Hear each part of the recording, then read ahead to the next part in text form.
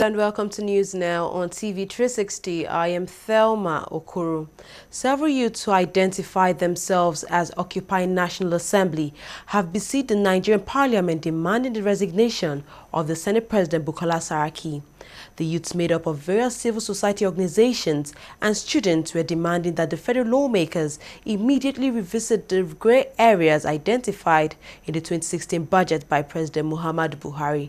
Apart from these, they asked the 36 senators who had so far collected their own exotic jeeps to return them immediately or face the wrath of Nigerians. The protesters marched from the Unity Fountain within the central area of the city to the National Assembly, a journey of about 2 kilometers, and forced their way to the main gates, defying all security networks mounted by regular and riot police officers. They also claimed that the masses are going through tough times and the money spent on cars should have been channeled to other sectors of the Nigerian economy. What we have decided to do today is to occupy this land. This land is my land. This land is my land. Our fathers are dying. Our brothers are sick. The National Assembly is flying overseas for treatment. They are buying luxury cars.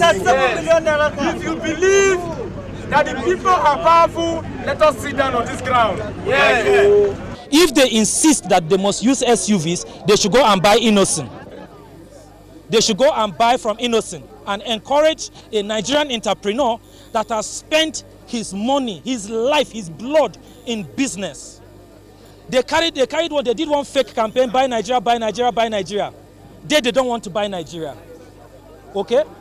The National Assembly members are giving loans to buy cars, but they still want to buy SUV again for 36.5 million each. In this country that malaria is ravaging our people up till today, we don't have ordinary primary health care facilities that are standard.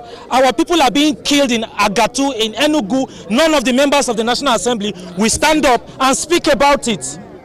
None of them will say to the executive what is going on. Why are our people being slaughtered left, right and center? Do something about it. They will not speak for us. We are here to say the National Assembly must be responsive to the yearnings and aspirations of the ordinary citizenry. You will ask me, why not the executive, why not the judiciary, why the National Assembly? The answer is very simple. They are the closest amongst the three arms of government. They are the closest to the people. They are the people who truly represent the people in reality. The Nigerian army has warned Nigerians of a new method used by Boko Haram terrorists to carry out attacks.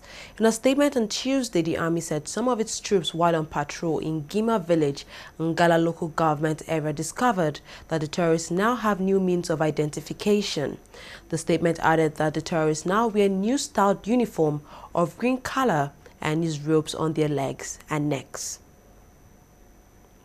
The Nigerian government has directed the country's security forces to eliminate any group or individual deemed as threat to national security. The Minister of Defense, Mansur Danali, disclosed this at the opening of a 3-day seminar on information management in crisis situations in Nigeria. Recently, there has been suspected attacks by suspected Fulani herdsmen in Taraba, Benue and Enugu states, with the latest attack in Enugu killing at least 20 persons. Following the attacks, Danali has revealed that President Muhammadu Buhari has instructed security agents to crush and deter the threats of crisis and conflict that have potential to disrupt peace and security of Nigeria. A federal high court in Abuja has dismissed an application filed by Nnamdi Kanu, the leader of the indigenous people of Biafra, to stop his trial.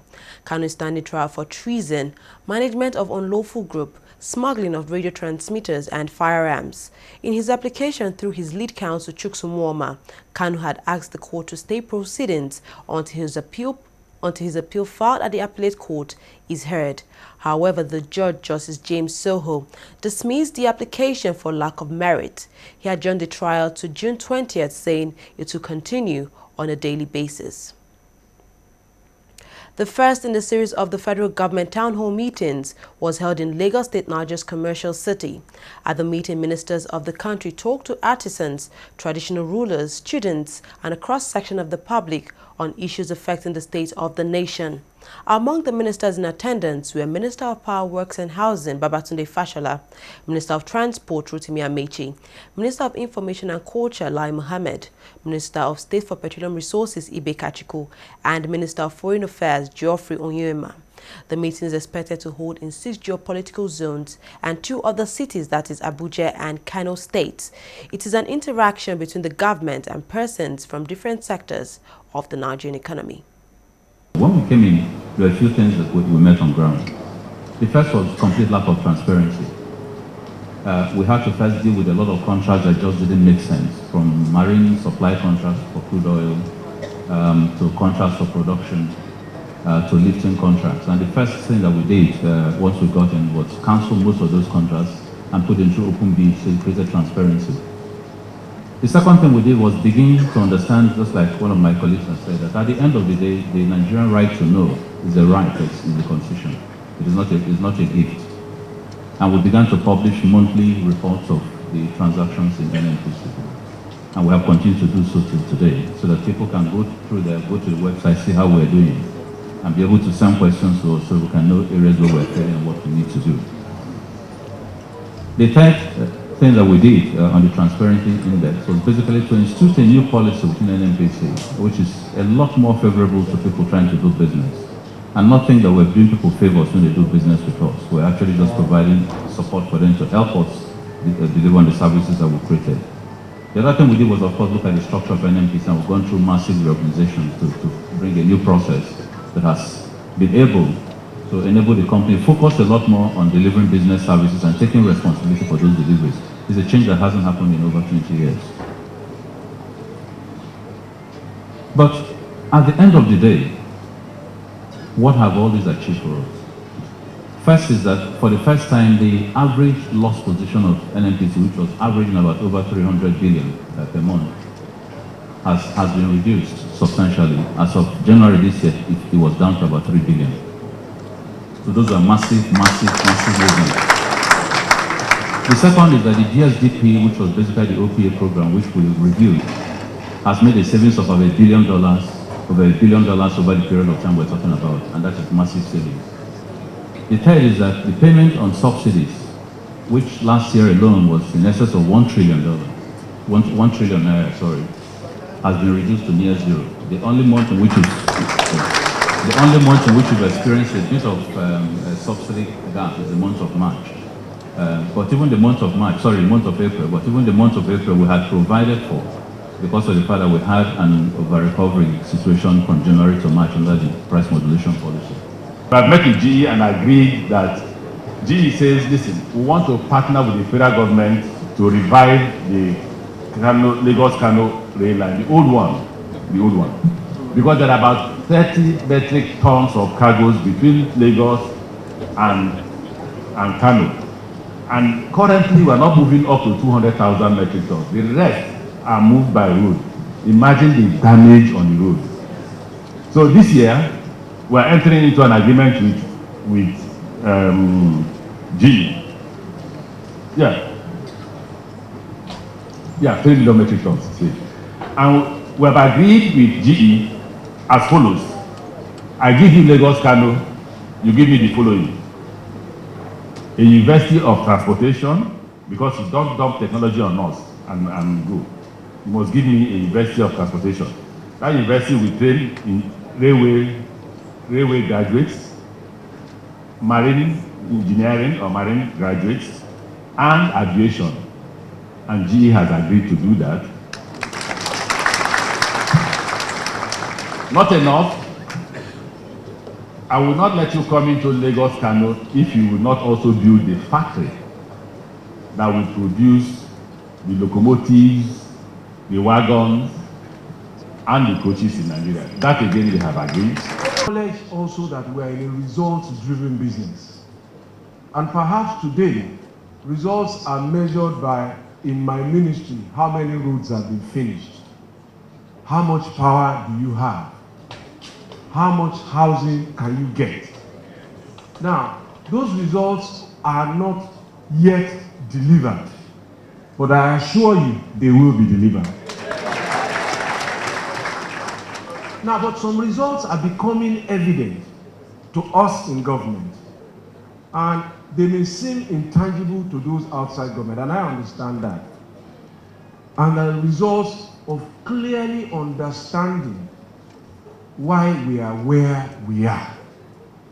Should we continue to do what was done in the past if it hasn't solved the problem?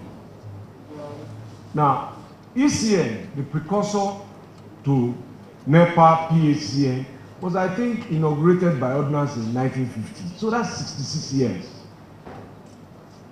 Why hasn't the problem been solved in 66 years? Why did we inherit it? And so I am looking at some of the things that have been done well, some of the things that could have been done better. But I will summarize the power issue simply in one word. There is not enough power. 5,000 megawatts for 170 million people on is just not enough. The solution is delivering more power on an incremental and a sustained basis. The government and China and Nigeria covered a wide range of areas: economic cooperation, aviation, science and technology, and an RMB Naira transactions, currency transactions. You know, they range from the 200 Nigerian companies and businesses that travel to China with us, and while we are at the investment and forum, at the investment and business forum, we signed, I think, maybe about 7 agreements, and we had at least maybe 10 or 20 other agreements that there was not time to sign during the meeting, some of which we then signed subsequently. And I just say that to say that Nigerians are very dynamic people. Chinese are very dynamic people. And frankly, like was said earlier by my colleague, what we really need to do is create the environment for them. They just need the signal from us that will support them, and frankly, they will build this country. So it's not really government building as much as government enabling.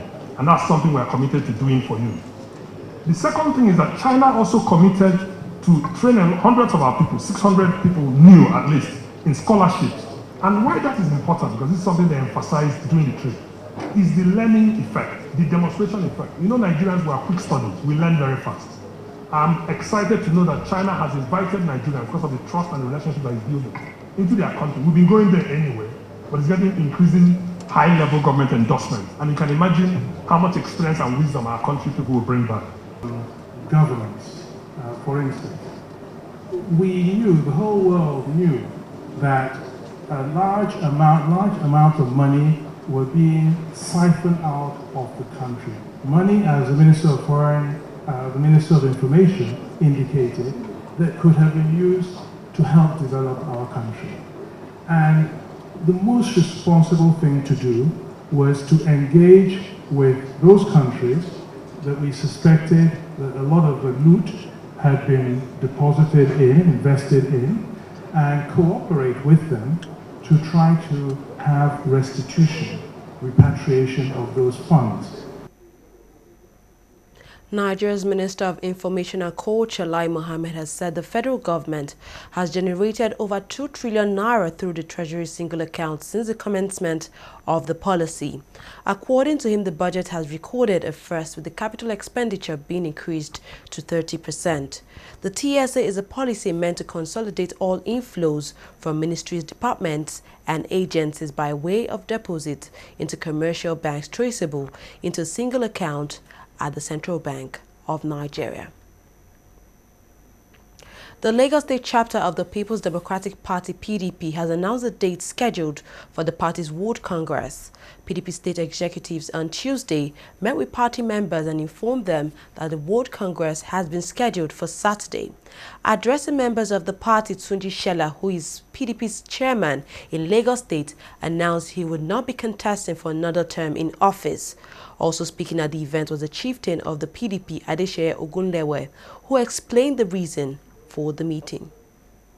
We called members to give them information on the congresses that will start on Saturday and to prepare their minds for the forthcoming local government election.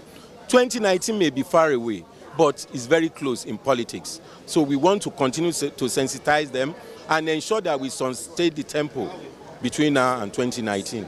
The state government has control over the local government election. This is the first time they will delay election into local government area, probably because they are not too comfortable with the outcome of the last election. They saw us as a very strong and formidable party that can win as many seats, as many local government as possible. So they are taking their time, they are buying the time, they are using delaying tactics. But all the same, they have no choice but to conduct the election. But the most important thing that we are against now is that the composition of the committee, LASEI committee, is not favorable to the opposition party. Virtually everybody in that committee is a member of the APC. You know, we are having local government elections. We want to brief our people so that they can get ready and prepared for the election. We are having world congresses on Saturday. We want to appeal to them to be patient, to cooperate with one another, not to be violent. They have to collect the form. The guidelines are out. They have to collect the form, complete it, so as to make sure that they have record of their participation. And then they'll be given the opportunity to campaign within their wards, so that whoever wants to be chairman will be chosen by the wards, not donated by anybody. President Muhammad Buhari says to achieve lasting peace and political stability in African countries, leaders must work hard to ensure social justice for all citizens. Speaking at an audience with the Foreign Minister of Equatorial Guinea, Agapito Kumukoyo, Buhari said as leaders of sovereign nations, African heads of government must be allowed to discharge their responsibility for peace and security without external interference. The president said that was a major reason why heads of state and government of the African Union decided against sending peacekeeping troops to Burundi during the country's recent political crisis.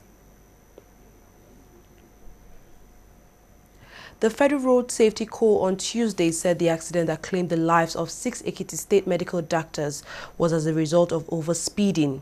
According to Salisu Guludonki, the Deputy Corps Commander of FRC in Kaduna State, overspeeding was responsible for a larger percentage of accidents on Nigerian roads.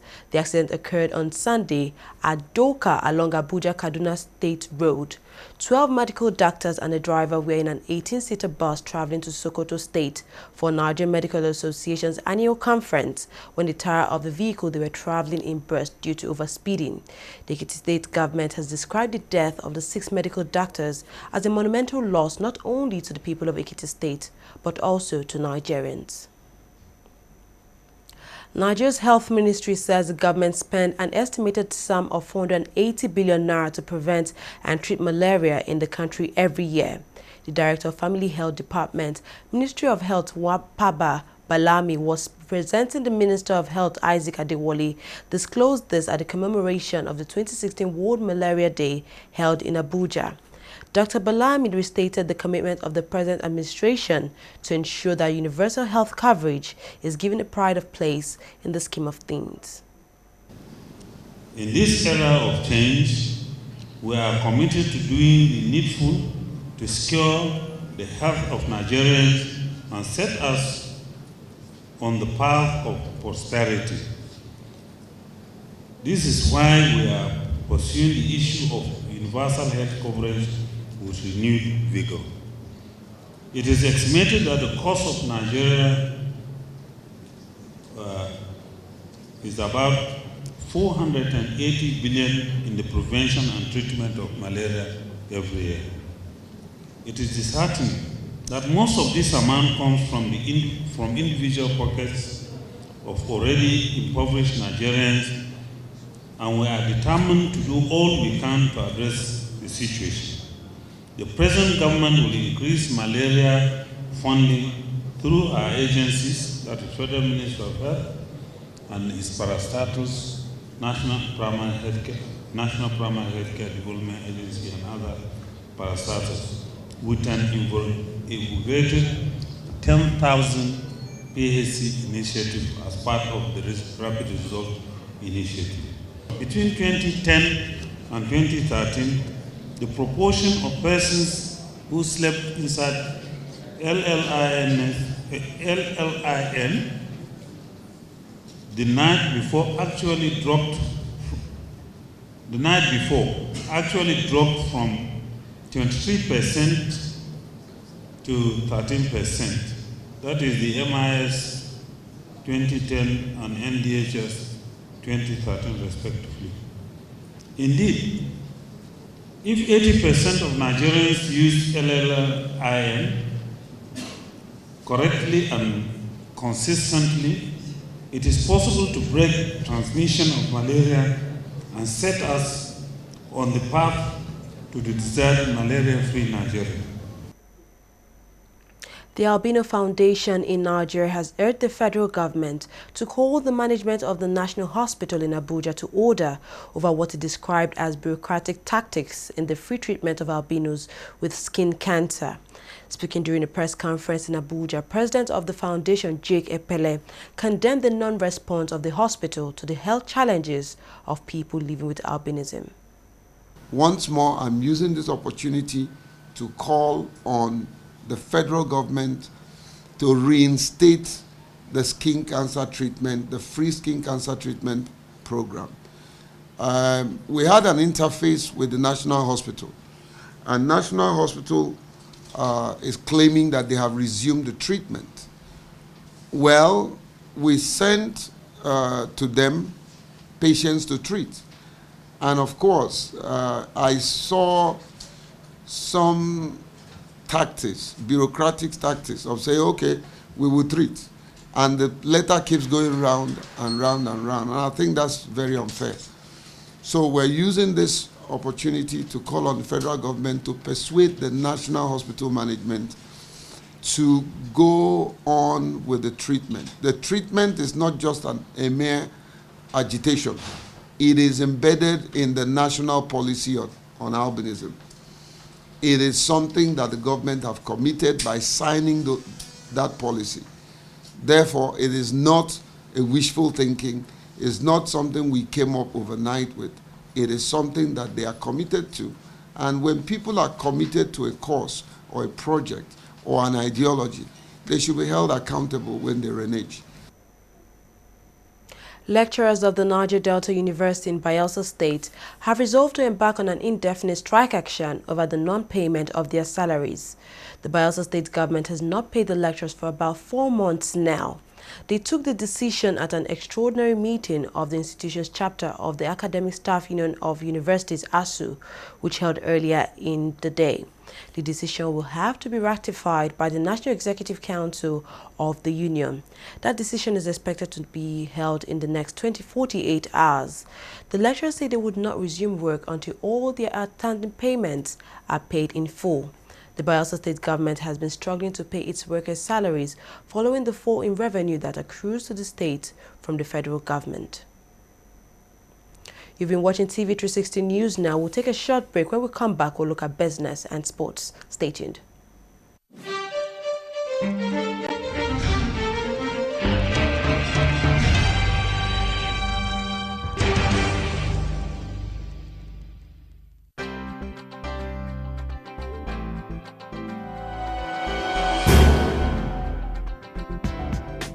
Hello, you're welcome. You're watching the Funny White Man Show, which is the biggest, the brightest, and the most entertaining show in Africa. Funny white man, funny white man, funny white man, but this way you talk, it's too much. Give me 5,000 man, that's you. It's too much.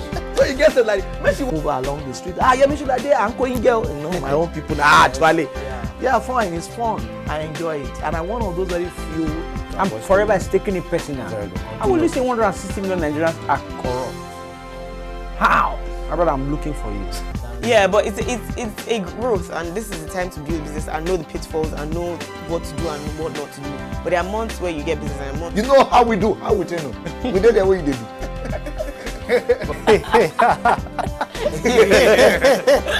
Hello, you're welcome. You're watching Trending Matters on the Funny White Man Show.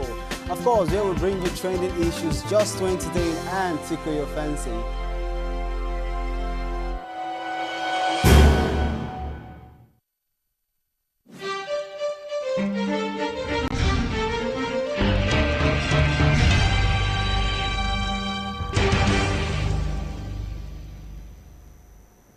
Welcome back. The Nigerian government says to allow cash-strapped states to defer deductions for loans in March in order for them to have sufficient funds to pay salaries.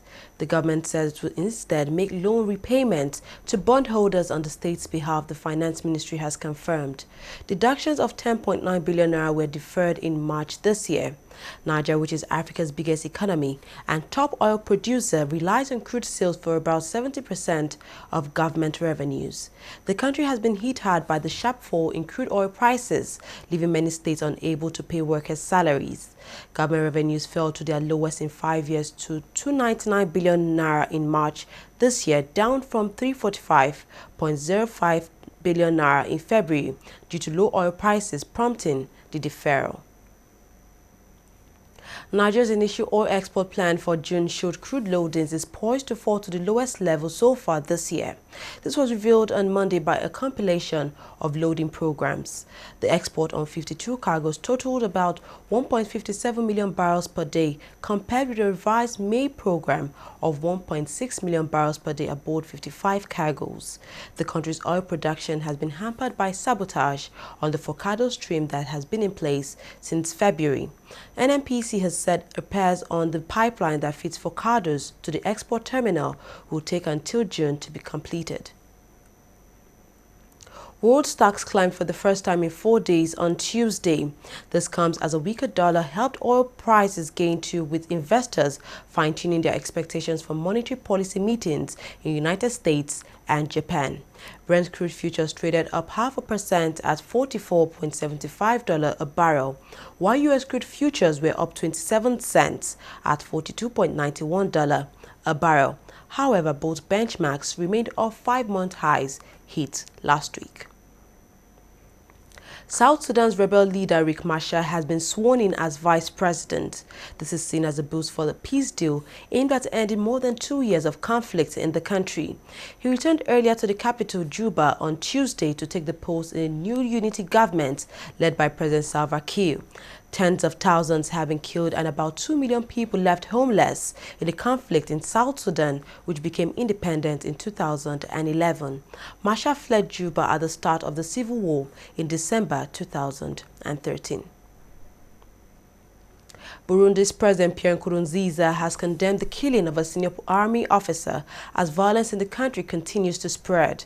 The Army General Athanase Kararuza was shot along with his wife and bodyguard in an attack that also wounded their child in the Central African nation's expanding wave of deadly violence.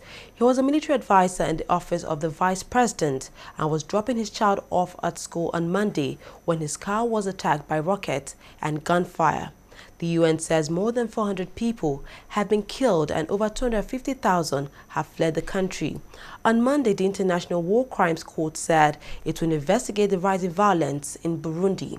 The crisis began when President Pierre Nkurunziza launched a bid for a third term in office and then won a disputed election in July last year. A UK court has ruled that the 96 football fans who died in the Hillsborough disaster in 1989 were unlawfully killed. The jury ruled that police carelessness was the main cause of the tragedy. It also ruled that the match commander, David Dockenfield's actions amounted to gross negligence due to a breach of his duty of care to the football fans. The incident occurred during Liverpool's FA Cup semi-final with Nottingham Forest on April 15, 1989. A total of 96 people were killed when an overcrowded section of the stadium crashed, while 766 people were reported to have suffered injuries. The English Football Association has banned Leicester City striker Jamie Vardy for 1 match following his reaction to his red card against West Ham.